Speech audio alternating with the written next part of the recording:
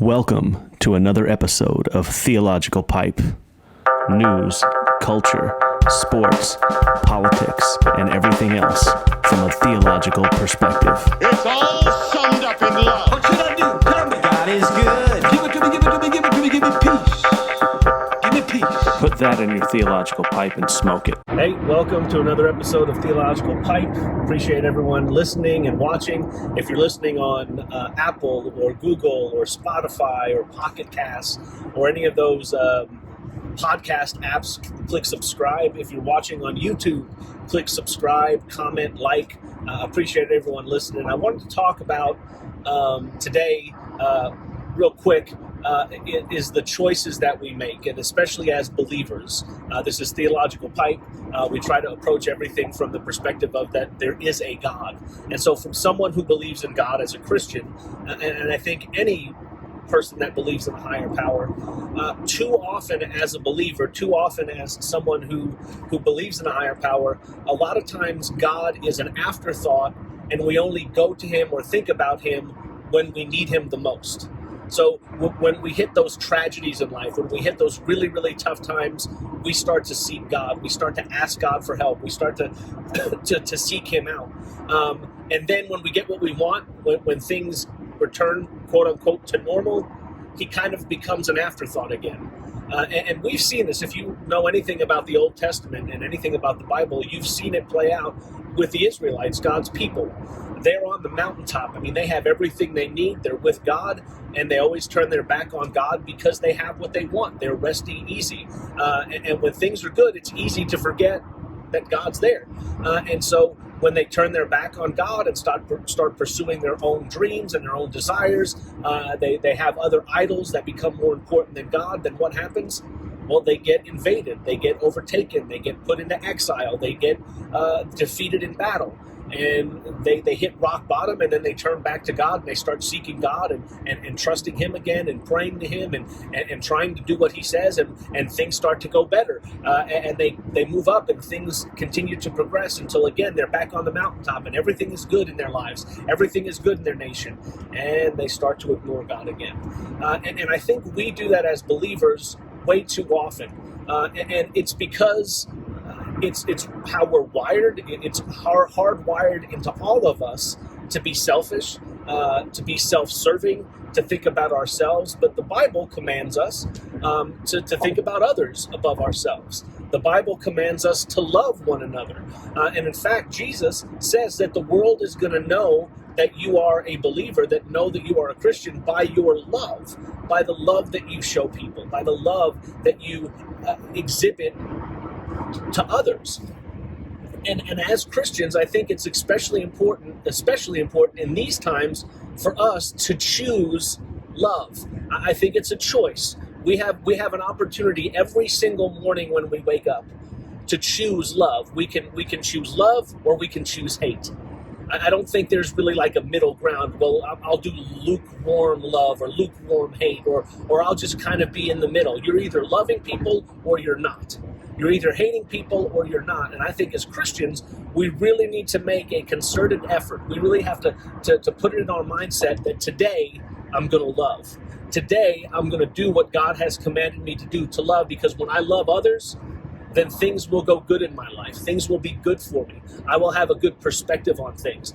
And that's what you want to do is love. And that comes not just in the big things, loving your wife and loving your kids and being friendly to your family and taking care of people in need, but even the small things that you do, the posts that you put on social media, is it done in love or is it done out of hate? Are you trying to bring people to a loving knowledge of Jesus, of God, of the grace, of the mercy that he has to offer? Or are you trying to be snarky with them? And I'm not, this is really not like even a preaching thing where I'm pointing at you, pointing this back at myself. Love needs to be the choice. You need to choose love, don't choose hate. And too often, especially in this day and age, especially with the political climate that we're in, especially as the election becomes closer and closer, way too many people are choosing hate.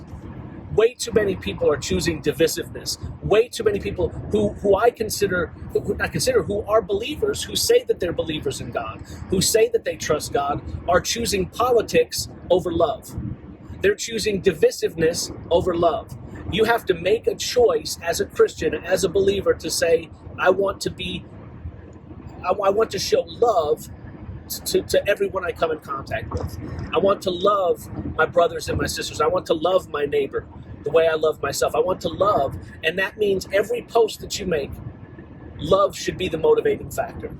Every action that you take, love should be the motivating factor. Every decision that you have, love should be the thing that drives what you do. Because if it's not, how is the world going to know that you're a Christian? How is the world going to know that you're a believer? How are you going to start exhibiting the characteristics that we're called to as believers? Love and grace and mercy and peace and joy and happiness. You don't get that by calling Donald Trump supporters racist and bigots.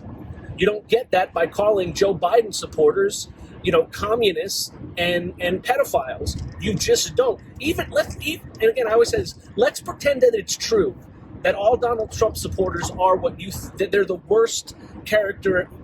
Put the characterization that you can think of, the worst character of a Donald Trump supporter that you can think of. Let's pretend that's true. And let's pretend that the worst character that you can think of a Joe Biden supporter, let's pretend that that's true. The Bible doesn't make any exceptions when it comes to the love that we're supposed to show our brothers and sisters. It doesn't say, love your brothers and sisters unless they're Democrats, or love your brothers and sisters or your neighbors unless they're Republicans. Love them unless they don't vote the way that you want to. I'm not saying there aren't important issues that we need to discuss as believers. I'm not saying that there aren't important things that we need to make sure we address regardless of how the election comes out, that we need to start living the ideals that we say that we exhibit. But at the end of the day, right now, we need to choose love, not hate. Martin Luther King Jr. had a great quote, and I'm going to butcher it, but he said, listen, I'm going to choose love because hate is too great a burden to bear. Right? So he was able to do that. So choose love in everything that you do. We should choose love. As believers, love should be the motivating, driving force in what we do. That includes our actions. That includes our social media posts. That includes the way we treat other people who agree and disagree with us. Love is the answer. Love is what distinguishes us as believers, as Christians, as people who believe in a higher power, as people that know that there is a God. And we need to have love as that motivating factor. That needs to be the thing that drives us. And it's real easy to get sucked into an argument or a disagreement, and it's real easy to move from love to hate. It's very easy to do. I find it hard. One of my pet peeves on social media is when people post things on social media and then say there's no debate. To me, that's a couple things. Number one, you posted on social media because you wanted a reaction. You wanted people to comment. You wanted the attention. Well, now you got it, even if you post something stupid. And I also think that when people say that there's no debate, that usually means that they don't have a really strong argument and they don't feel like arguing with people who can out-argue them and out-debate them and out-debate them with facts and out-debate them with figures and with truth. And so the best advice I have is if someone posts, hey, if you vote for Biden, you're this, or if you vote for Trump, there's this, and there's no debate, don't even respond, because their arguments are weak and all you're going to do is cause divisiveness. Even if you come at it with love, they already have put in their mind that they're not going to debate you, so don't. Just brush your feet and walk on to the next post and try to be loving about it. So that's a pet peeve of mine with social media, and it's really hard. And I've done a pretty decent job on Facebook of not responding to those things, even though I could. Even if I consider myself this way and someone posts something that way and I'm on their side, I still don't like the way people do those kind of things. So again, choose love, don't choose hate. Choose to be caring and kind and nice to people, not hateful to people. And this is, again, both sides needs to practice this. There was an ad, and I think it was a Utah Senate race or governor race, and I'm going to mess it up, but there was an ad that they posted saying, hey, you know what? we're going to show that we can be political and have different opinions. One's a Republican, one's a Democrat, and we're not going to fight. We're not going to be hateful to each other. And they did this, and I think it was like, let's say, a minute long of them saying, hey, I like you. Hey, I like you. We can agree to disagree. And it was real cheesy. And it was just an ad to say, hey, you know what? We can have political differences in this country and still be civil to each other. That was the message. And you watch the video and you're like, yeah, that kind of makes sense. So you're for higher taxes for these reasons. I'm for lower taxes for these reasons. But at the end of the day, we all want the same thing. We want to be safe. We want to be secure. We want to love our family and friends. We want to work. We want to make a good living, etc. We want all the same things. And the ad was really, it was nice. It was sweet. It was a sweet ad. Go read the comments, and it was just, it's like people didn't even watch the video. They just felt like they should comment first. And it was hatefulness, and it was divisiveness, and they chose that. They chose at that moment to say, you know what, I'm going to choose hate. I'm going to choose divisiveness. I'm going to choose snarkiness instead of love. Instead of saying, yeah, you know what, you are right. I'm not going to take the worst characteristics of a Trump supporter or the worst characteristics of a Biden supporter and use them to blanket everybody. I'm not going to say that there's no debate about things, and there are times that we can have discussions. And you know what? Just because you have a different opinion than me doesn't mean that we can't go out and grab a beer or get something to eat or go watch a ball game or do something together just because we have political differences. What a horrible world it would be if everyone thought exactly the way you did. I often joke that the world would be an incredible place if everyone thought and acted just like me. But then I think, wait a second, I know me. No, it wouldn't. Our differences are what makes things interesting, makes things exciting, keeps you on your toes, help you grow, help you learn. And so as believers, as Christians, as people that believe in God and believe that there's a higher power and a higher purpose, choose love.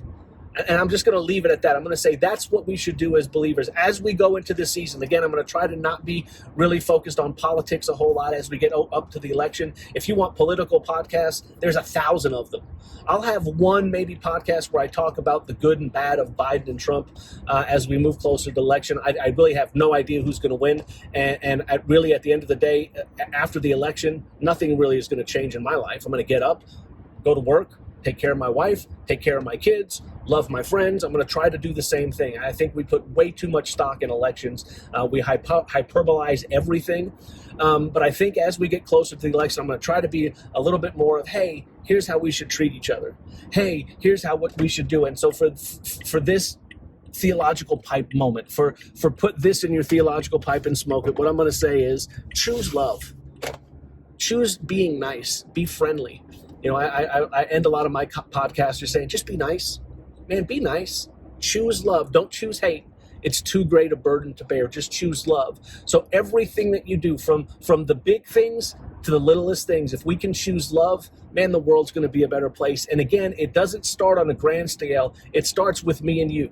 It starts with the few people that will hear this podcast and will go out and love, and they'll love their friends, and they'll love their neighbors, and they'll love their family, even with the differences that they have. If you choose love, the world's going to be a better place. So put that in your theological pipe and smoke it.